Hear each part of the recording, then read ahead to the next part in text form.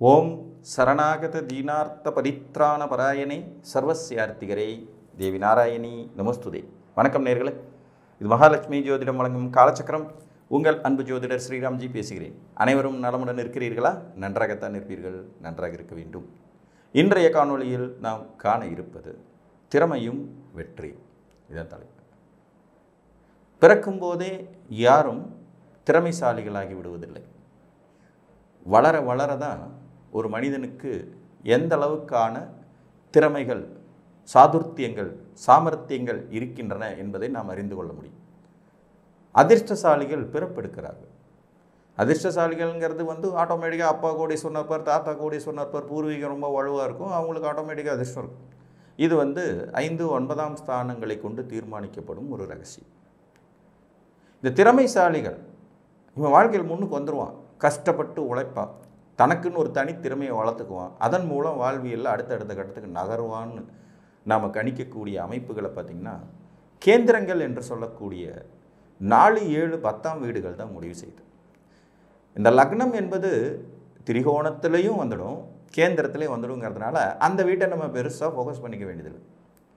ஏன்னா லக்னத்தில் இருந்து தான் நம்மளுடைய வாழ்க்கை ஆரம்பமாகும். எந்த ஒரு ஜாதகத்திற்கு வலுவான கோள்கள் 4, 7, 10 இந்த 3 வீட்டிலையுமே இருக்கோ, இவர்கள் திறமையால் நிச்சயம் வெற்றியை அடைந்தே தீர்வார்கள். இவங்களுடைய திறமைக்கு மதிப்பீடே கிடையாது, அது போய்கிட்டே இருக்கும். ஆனால் இருக்கணும், வலுவான கோள்கள் 4, 7, 10 இருக்கணும். 3 வீட்டிலையுமே வலுவான கோள்கள் அமைய பெற்றவர்கள் மிகப்பெரிய வெற்றியாளர்களாகிடுவாங்க. தங்களுடைய மிடில் ஏஜிலிருந்து ஆரம்பிச்சு தனித்திறமைக்காரர்களாகவும் டேலண்டான மனிதர்களாகவும் தன்னுடைய திறமையினால் உலகை திரும்பி பார்க்க வைக்கும் சக்தி மிகுந்தவர்களாகவும் இருப்பாங்க. அவங்களோட கான்ஃபிடென்ட் லெவலே வேறு மாதிரி இருக்கும். என்னால் முடியும், என்னால் செஞ்சு முடிக்க முடியும், இதை நான் நிச்சயமாக செய்வேன் அப்படிங்கிறது மாதிரியான அமைப்பு. அப்போ அந்த 4, 7, 10ங்கிறது வலுவாக இருக்க வேண்டியது அவசியம். அதாவது அந்த இடத்துல பவர்ஃபுல்லான கிரகங்கள் உட்கார வேண்டியது அவசியம். அப்படி உட்கார்ந்து இருந்துச்சுன்னா உங்கள் ஜாதகத்தில் நீங்கள் கண்டிப்பாக ஒரு வெற்றியாளர் தான். இந்த வெற்றிங்கிறது உங்களுக்கு உங்களின் சாமர்த்தியத்தினாலும் திறமையினாலும் தான் கிடைக்கப்பெறுங்கிறது மறந்துட வேண்டும். எந்த துறையில் இருந்தாலும் சரி, ஒரு தனித்தன்மை வாய்ந்த ஒரு சக்ஸஸ்ஃபுல்லான மனிதர்களாக இருக்கக்கூடிய வாய்ப்பு இவர்களுக்கு இயற்கையாகவே உண்டு. இதில் சுபக்கோள்கள் இந்த 4, 7, 10ஆம் வீட்டுக்கு அதிபதிகளாக வரும்போது கேந்திராதிபத்திய தோஷத்தை கொடுப்பார்களே அப்படிங்கிற ஒரு கேள்வியும் வரும், வராமல் போகாது. ஏன்னா 4, 7, 10ஆம் இடத்துக்கு சுபக்கோள்கள் அதிபதியாக வரும்போது கேந்திராதிபதி தோஷத்தை தருவார்கள்ங்கிறதும் நம்மளுடைய மூல நூல்களில் சொல்லி வைக்கப்பட்டிருக்கிற ஒரு விதி. அந்த மாதிரியான அமைப்பு இருக்கும்போது அவர்களுக்கு ஏதேனும் ஒரு வழியில் ஒரு பாவியினுடைய தொடர்பு கிடைத்து விட வேண்டியது அவசியம். அது பார்வையின் மூலமாகவோ இணைவின் மூலமாகவோ அந்த கேந்திர தோஷத்தை நீர்த்து போக வைக்கும் அமைப்பு இருக்கணும். அப்போ தான் அது முழுமையான திறமையை வெளிப்படுத்தும் தன்மை கொண்டதாக இருக்கும். அப்புறம் இன்னொன்று, சுபர்கள் பொதுவாகவே பார்த்திங்கன்னா உயிர் உறவுகளை மேக்சிமம் கெடுப்பாங்க. உயிர் உறவுகள், பொருள் உறவுகளை அவ்வளோ தூரம் கெடுக்கிறது இல்லை. அதே நேரத்தில் கேந்திரத்தில் சுபர்கள் வலுத்தவர்கள் நேச்சுராக ரொம்ப டேலண்ட் இருந்தாலும் அடக்கி வாசிச்சிருவாங்க. இருக்குது, எனக்கு டேலண்ட்லாம் இருக்குது, இருந்தாலும் வேணாம் அப்படிங்கிற மாதிரி ஒதுங்கி போய்விடும் தன்மையும் கொடுத்துருவோம். அதனால் இது மாபெரும் வெற்றியை தருமான்னு கேட்டால் தராதுங்கிறது மாதிரி போய்டும். ஏதோ பேரளவுக்கு ஒரு சராசரியான லைஃப் இருந்தால் போதுங்கிறது மாதிரியான எண்ணங்களை கொடுத்து விடும். ஸோ கேந்திரத்தில் வலுப்பெற வேண்டியது கிரகங்கள் அவசியம். அப்படி வலுப்பெறும் கிரகங்கள் இயற்கை சுபர்களாக இருக்கும்போது அங்கே ஒரு பாவக்கோளின் தொடர்பு கிடைக்க வேண்டியது கட்டாயம். இன்னொன்று, கேந்திரத்தில் வலுப்பெறும் சுபர்கள் அந்த வீட்டின் அதிபதிகளாக இருக்க வேண்டியது அவசியம். அப்போ தான் கேந்திராதிபத்திய தோஷம். அப்படி இல்லைன்னா கிடையாது. கேந்திரத்துக்கு அதிபதி சுபராக இருந்து கேந்திரத்திலேயே வலுப்பெற்றால் தான் கேந்திராதிபத்திய தோஷம். நிறைய பேர் பார்த்திங்கன்னா மேச லக்னத்துக்கு 4 குரு உச்சம் சார், கடுமையான கேந்திராதிபத்திய தோஷமானு கேட்பாங்க. அப்படிலாம் இல்லை. ஏன்னா மேச லக்னத்துக்கு குரு கேந்திரத்துக்கு அதிபதி இல்லை, அவர் பாக்கியாதிபதி மற்றும் விரையாதிபதி. ஸோ இந்த ஆதிபத்தியம் 4, 7, 10 வருகிறதா என்பதையும் கவனிக்க வேண்டியது அவசியமாகும். ஸோ அந்த வகையில் 12 லக்னங்களுக்கும் இந்த திறமையும் வெற்றியும் கிடைக்கும் அமைப்பு எப்படி இருக்கும் அப்படிங்கிறத பார்க்கலாம்.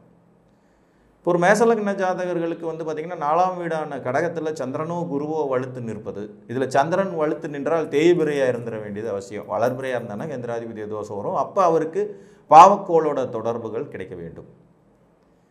7ஆம் வீட்டில் சனி வலுத்து நிற்பது, ராகு கேதுகள் இருப்பது கூட ஒரு விதத்தில் குறைன்னு சொல்ல மாட்டாங்க. 10ஆம் வீட்டில் லக்னாதிபதியான செவ்வாயே வலுத்து நிற்பது அல்லது சனி ஆட்சி வலுவோடு இருப்பது, சூரியன் 10ல் திக்பலமாக இருப்பது, இது இவர் திறமையால் வெற்றி பெறும் யோகிதையை கொடுக்கும். ஒரு ரிஷபலக்ன ஜாதகர்களுக்கு 4ஆம் இடத்துல சூரியன் ஆட்சி மூலத்திரிகோண வலுவோடு அமர்ந்திருப்பது, 7ஆம் இடத்துல செவ்வாய் ஆட்சி வலுவோடு அமர்ந்திருப்பது, 10ஆம் வீட்டில் சனி ஆட்சி மூலத்திரிகோண வலுவோடு இருப்பது அல்லது 10ஆம் இடத்துல செவ்வாய் சூரியன் அமர்ந்திருப்பது இவர் திறமையும் வெற்றியும் அதிகப்படுத்தும் தன்மை. 3மே இருக்கிறது ரொம்ப ரொம்ப சிறப்பு. 3 இல்லை சார், எனக்கு 2 வீட்டில் தான் இருக்குது, 4ஆம் இடத்துல யாருமே இல்லை, 7 மற்றும் 10ல் மட்டும்தான் இருக்குது. ஓகே, இதுவும் பரவாயில்ல. 50% வெற்றியாளராய் உங்களை உருவாக்கும் தன்மை கொண்டது. சார் ஒரே ஒரு இடத்துல தான் வலுவான கோள் இருக்குன்னா அது அந்த கணக்குக்கே வராது. 3ம் இருப்பது 100%, 2 வீடு இருந்தால் 50%, அதுக்கு கீழே போயிடுச்சுன்னா ஒன்றும் இல்லை அப்படிங்கிற மாதிரி எடுத்துக்கணும். மிதுன லக்ன ஜாதகத்தை பொறுத்த வரைக்கும் 4ஆம் இடத்துல லக்னாதிபதி புதனை உச்சம் பெறுவார். அவனை தனித்து உச்சம் பெறக்கூடாது, சூரியனோடு சேர்ந்து தான் இருக்கணும், அப்போ தான் அதுக்கு பவர் இருக்கும். 7ஆம் இடத்துல குரு ஆட்சி மூலத்திரிகோண வலு பெறுவார், சனி திக்பலம் பெறுவார். இதில் குரு மட்டும் தனியாக இருக்கக்கூடாது, கூட ஏதாவது ஒரு பாவக்கோள் இருக்கணும், இல்லைன்னா எங்கேயாவது இருந்து ஒரு பாவி பார்க்க வேண்டியது அவசியம். 10ஆம் வீட்டில் சுக்கிரன் உச்சம் பெற்ற நிலையில் இருப்பார். ஆனால் அதே நேரத்தில் அவர் தனிச்சு இருக்கக்கூடாது, கூட சூரியனோ அல்லது வேறு பாவக்கோள்களோ அல்லது வேறு எங்கேனும் இருந்து பாவக்கோள்களோ பார்க்க வேண்டியது அவசியம். அப்போ தான் இவங்க திறமையினால் வெற்றிகரமான மனிதர்களாக வளர முடியும். இதில் சுக்கிரனுக்கு மட்டும் ஒரு சிறு விதிவிலக்கு இருக்கும். என்ன அப்படின்னு கேட்டிங்கன்னா, சுக்கிரனுக்கு மிதுன லக்னம் கேந்திர ஆதிபத்தியத்தை பெறாது. ஏன்னா அவர் 5-12 கூடையவர் தான். எப்படி மேச லக்னத்துக்கு சொன்னமோ குரு அதே மாதிரி தான். ஸோ 10ஆம் இடத்துல இவர் இருக்கும்போது வளர்ச்சி தொழில் மூலம் இருப்பும்ன்றாலும் கூட சில ரகசிய நடவடிக்கைகளை கொடுத்து பேரை கெடுக்கிற வேலையும் சுக்கிரன் செய்வாங்கனால ஒரு பாவியின் தொடர்பு சிறப்பு. கடகலக்கணத்தை பொறுத்த வரைக்கும் 4ஆம் வீட்டில் சனி உச்சம் பெறுறது ரொம்ப அற்புதமான ஒரு அமைப்பாக இருக்கும். பாவக்கோள்கள்ங்கிற அடிப்படையில் சுக்கிரன் தனித்து ஆட்சி பெற்றாலும் சந்திரன் திக்பலம் பெற்றாலும் இங்கே ஒரு பாவியின் தொடர்பு இருக்க வேண்டியது அவசியம். 7ஆம் இடத்தில் செவ்வாய் சனி வலுவான கோள்களாக சிறப்புடன் திகழ்வார்கள். 10ஆம் வீட்டில் செவ்வாய் சூரியன் வலுவான கோள்களாக சிறப்புடன் திகழ்வார்கள். 10ஆம் இடத்துல உட்காந்தா சூரியனுக்கும் செவ்வாய்க்கும் பவர் வந்துடும். கடகலக்கணத்துக்கு 4ஆம் இடத்துல சனி ஆட்டோமேட்டிக்காக வலுப்பெறுவார், 7ஆம் இடத்துல செவ்வாய் ஆட்டோமேட்டிக்காக வலுப்பெறுவார், சனி ஆட்டோமேட்டிக்காக வலுப்பெறுவார். இது ஒரு அருமையான அமைப்பு. சிம்மத்தை பொறுத்த வரைக்கும் 4 விருச்சிகத்தில் செவ்வாய் வலுத்து நிற்பது, 7ல் சனி வலுத்து நிற்பது, 10ல் சூரியன் செவ்வாய் அமர்ந்திருப்பது, சுக்கிரன் இருந்தால் கூட ஒரு பாவக்கோள்களும் சேர்ந்த நிலையில் இருப்பது திறமையினால் வெற்றி தரும் யோகிதையாகும். கன்னிகா லக்னக்காரங்களுக்கு 4ல் குரு வலுப்பார், கூட ஒரு பாவி கண்டிப்பாக இருக்க வேண்டும். சந்திரன் வலுப்பார், தேய்பிறையாக இருந்துட்டார்னா பிரச்சனை இல்லை, வளர்பிறையாக இருந்தார்னா கண்டிப்பாக அவருக்கும் ஒரு பாவக்கோளின் தொடர்புகள் இருக்க வேண்டியது அவசியம். 7ஆம் இடத்தில் சுக்கிரன் வலுப்பெறுவார். இவருக்கு கேந்திராதிபத்திய தோஷம் கிடையாது, ஆனால் கேந்திர ஸ்தானத்தில் வலுப்பெறுவார். இங்கேயும் ஒரு பாவியின் தொடர்பு இருந்தால் சிறப்பாகும். குருவை இங்கே ஆட்சி பெறுவார். அப்படி ஆட்சி பெற்று கேந்திராதிபத்தியத்தை அவர் தராமல் இருக்கணும்னா சனியுடைய தொடர்போ செவ்வாயுடைய தொடர்போ சூரியனுடைய தொடர்போ அவருக்கு இருக்க வேண்டியது கட்டாயம். 10ஆம் வீட்டில் புதன் தனித்து ஆட்சி பெறாமல் சூரியனோடு சேர்ந்த நிலையில் ஆட்சி பெறுவது சிறப்பாகும். துலா லக்னத்தை பொறுத்த வரைக்கும் 4ஆம் இடத்துல செவ்வாயும் சனியும் வலுப்பெற்ற நிலையை பெறுவார்கள். 7ஆம் இடத்துல சூரியன் செவ்வாய் வலுப்பெற்ற நிலையை பெறுவார்கள். 10ஆம் இடத்தில் குரு சந்திரன் வலுப்பெற்ற நிலையை பெறுவார்கள். இந்த இடத்துல சூரியன் இருந்தால் திக்பலம், செவ்வாய் இருந்தால் நீச்சபங்க திக்பலம்ங்கிற அமைப்பு இருக்கும், இவங்க அடையலாம். குருவும் சந்திரனும் தனிச்சு இருந்தால் சிக்கல். அப்போ அவர்களுக்கு ஒரு பாவியின் தொடர்புகள் ஏற்படணும். இதுலேயும் துலா லக்னத்துக்கு கேந்திர ஆதிபத்தியத்தை குரு பெற மாட்டார். ஏன்னா அவர் 3-6 கூடையவர். சந்திரன் மட்டுமே 10ஆம் அதிபதிங்கிற கேந்திர ஆதிபத்தியத்தை பெறுவார். அவர் தேய்பிறையாக இருந்துட்டார்னா சிக்கல் இல்லை. தனித்த குரு 10ல் இருக்கிறதுங்கிறது பொதுவாக கொஞ்சம் நெகட்டிவாக கருதப்படுகிறது. அந்தணன் தனித்து நின்றால் அபகீர்த்தி பலவும் உண்டே, நொந்துதான் போவான்னப்பா அவன் நின்ற ஸ்தானம் நாசம்ங்கிற அடிப்படையில் தொழில்முறை சங்கடங்களை சந்திக்க வேண்டிய விதிகள் வரலாம். அதுக்கு தான் ஒரு பாவியின் தொடர்பு அவசியம். விருச்சிக லக்னத்தை பொறுத்த வரைக்கும் 4ல் சனி மட்டுமே மூலத்திரிகோண வலுவை சிறப்பாக பெறும் தன்மை கொண்டவர். திக்பல வலுவை சந்திரனோ சுக்கிரனோ பெற்றாலும் கூட இவர் ஓரளவுக்கு திறமைசாலிங்கிறது மாதிரி எடுத்துக்கலாம். ஏன்னா அது ஒரு பாவ வீடு, அங்கே சுபர்கள் திக்பலங்கிற போது அது ஒரு நெகட்டிவாக வராது.